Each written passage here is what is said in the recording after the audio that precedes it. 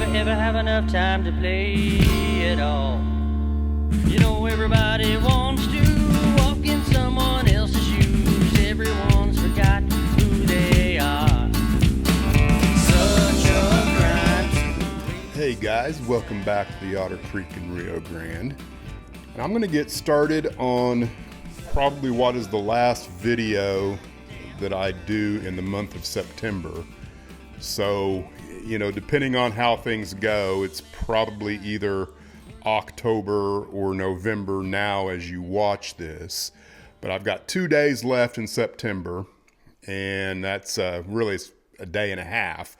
But I'm going to concentrate on what's going to take place with the fascia from here where it's connected all the way back down to this end over here. And I think I know what I'm going to do.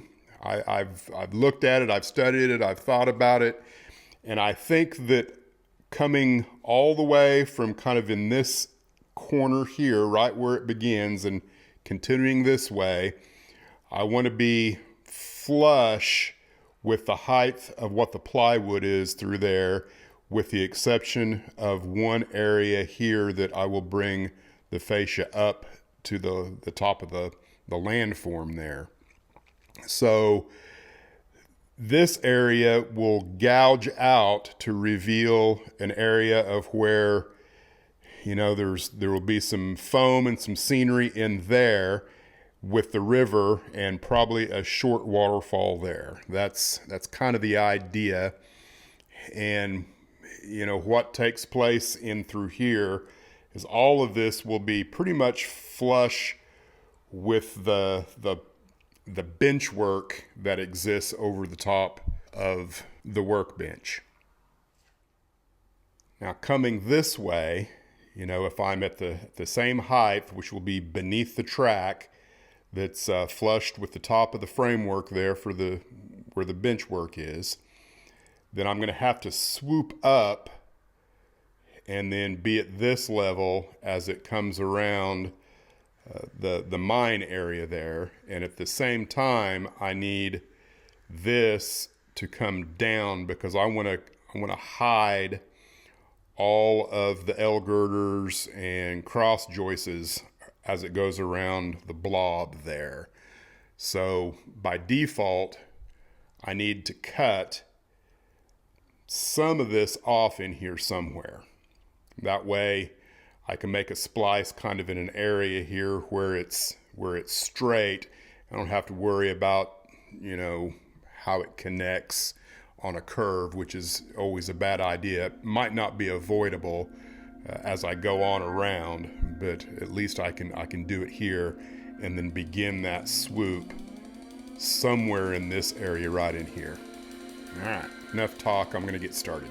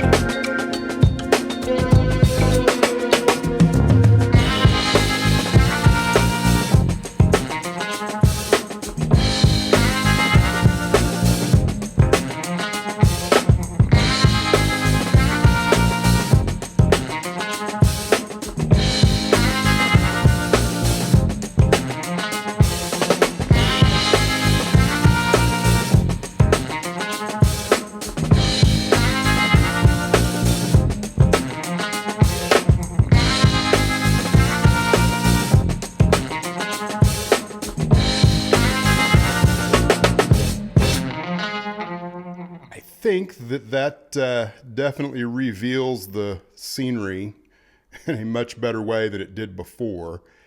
I don't know, this right here might be a little wonky, but it's going to stay for now. And then of course, right here, I'll have to figure out, how to work all that. Now, because of this area in here and how that is going to come down, I'm not entirely sure what shapes are going to exist in there yet. So I think I want to go ahead and work on this piece of fascia and figure out where to cut it here and what's going to go on here. And I'm thinking, I've got one full sheet of 1/8 inch masonite left, so I may go ahead and work on that, and then I'll kind of have everything where it needs to be to move back to getting forms put in here, and also having the ability to do anything across the top of the workbench as well. So we'll see where we go from here.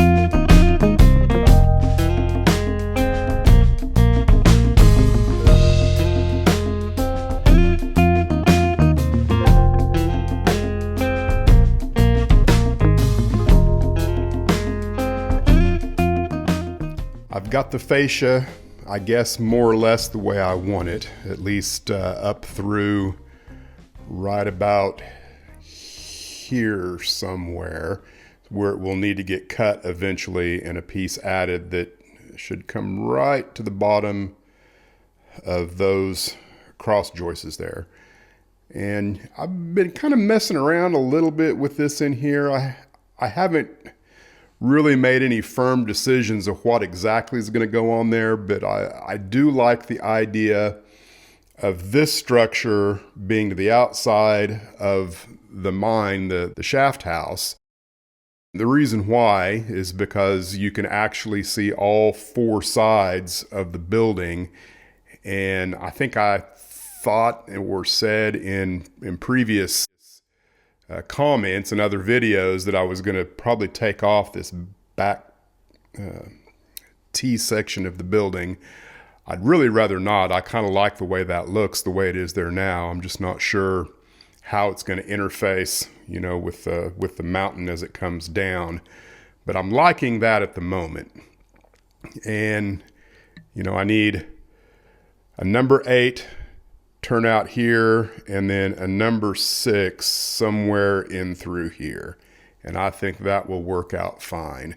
I just need to do a deep dive into how all of this actually works. If it's a functioning mine, what other support structures does it need? Is everything in there?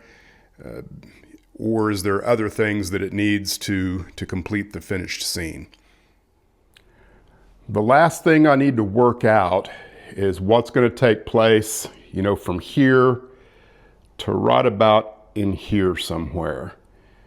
And that's going to involve having some landforms, mountain, come down through here, and then I'll have the same kind of effect at this end that will frame the mural that's going to go through here. I've got a real strong idea of what I want that to look like. I've just got to figure out what this right here is going to look like and how this is going to integrate, in between the two different levels of trackage that I have there. So I'm not entirely sure what I'm going to do. I think I need to come in on the back side of the spline here, add one more piece of spline, and then, make a decision. Do I add some foam on the back side?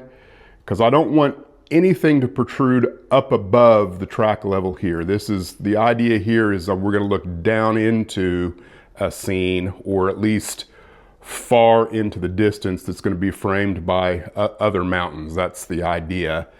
So I guess I will kind of just figure this out as I go.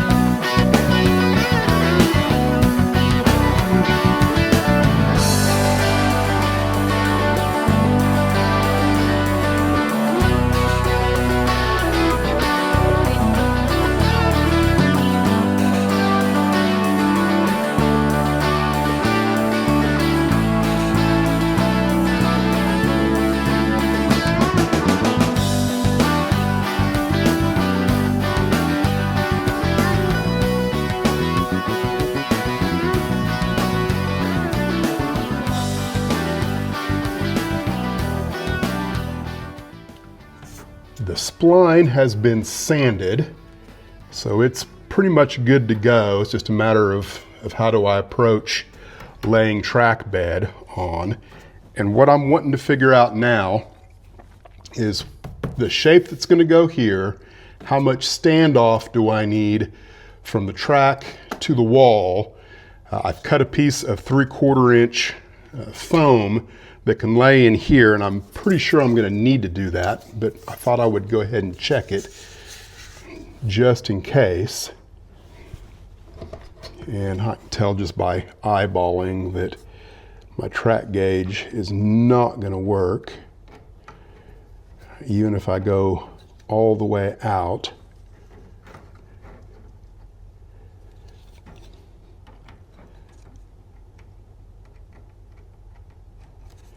Be pretty close if I come all the way out. I could add another piece of 1/4 inch, which might make it okay. My concern is if I come back another 3/4 of an inch, or even 1 inch like I am here, I think that's what I need to do next, is just go ahead and put in that piece of 3/4 inch and see how that looks and how it will work with any cardboard strips there. Hopefully I can do this without knocking the camera off the stand. I'm not going to glue it in yet. I just want to see how everything looks first. I want it to be flush with the top, or maybe just a little bit higher. Now, I think that should work.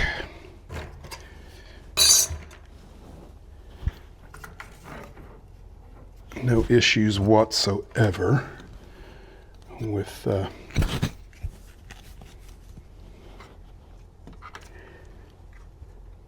problem I see, of course, is there's not a lot of room for sculpting there.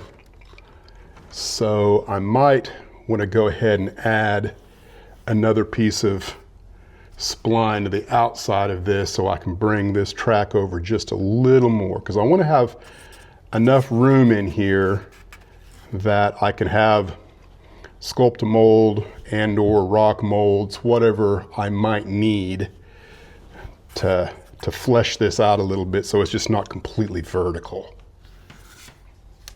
What I've decided is that if I need to add that extra piece of spline on the outside here, I can do that at a later date, and I would rather not.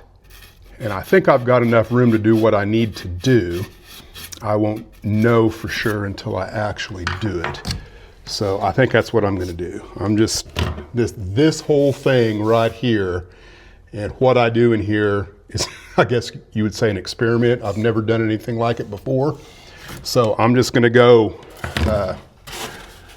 I guess, all out and do it, see what it looks like, and it will be kind of a guiding principle, if that's the right terminology, moving forward for what comes next. All right, I just need to glue that. I just want to rough up the outside edge of this. And of course, the outside of this, so that it will take glue easily. Give it some tooth. And so far, everything I've done with the foam, and someone will probably tell me I'm wrong for doing it, but I've done with yellow glue. But I can put quite a bit of pressure on that, and the only thing that's holding it right there is yellow glue. And I think that's probably plenty strong.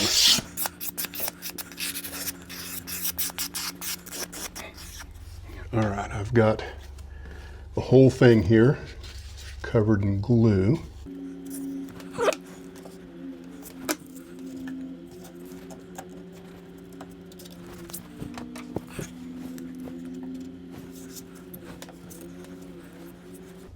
just needs to dry up for a little bit. All right, I think these are tacky enough that I can kind of do a little bit here.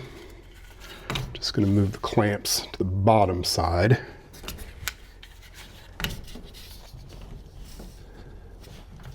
So I've got this section here that is 1 inch that's already dry.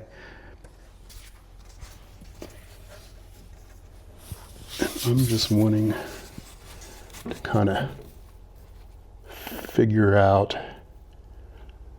the depth, the length of the cardboard. I've got the hot glue gun kind of warming up right now.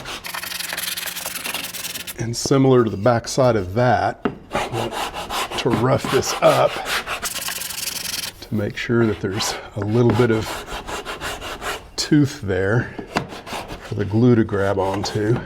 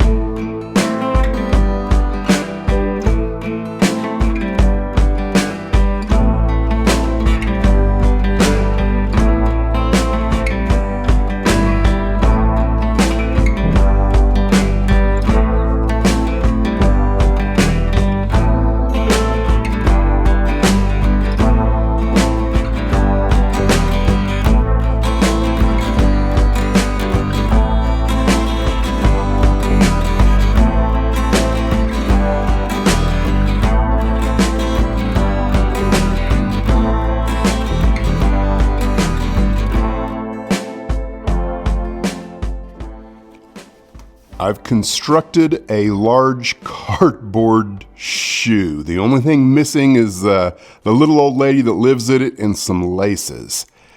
So obviously this is missing context with all of the rest of the landforms that are going to go off in there. So it's a little flat, a little hard to see what I'm after here, and I'm trying not to get discouraged, but I think it's going to work. It's just a matter of what I do beneath it, beside it, and in front of it, you know, to the left there. I think once all that gets in, if I still think that it's an issue, I might change it. Right now I can very easily go in and remove, I think, 4 screws or so, and pretty much the whole thing will come off, and I can try again with a little different shape.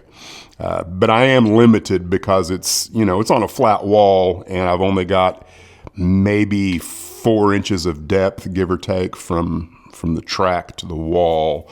So, it's going to be what it's going to be. That's all I've got time for this episode. So stick around for future episodes, and we will see you again on the Otter Creek in Rio Grande.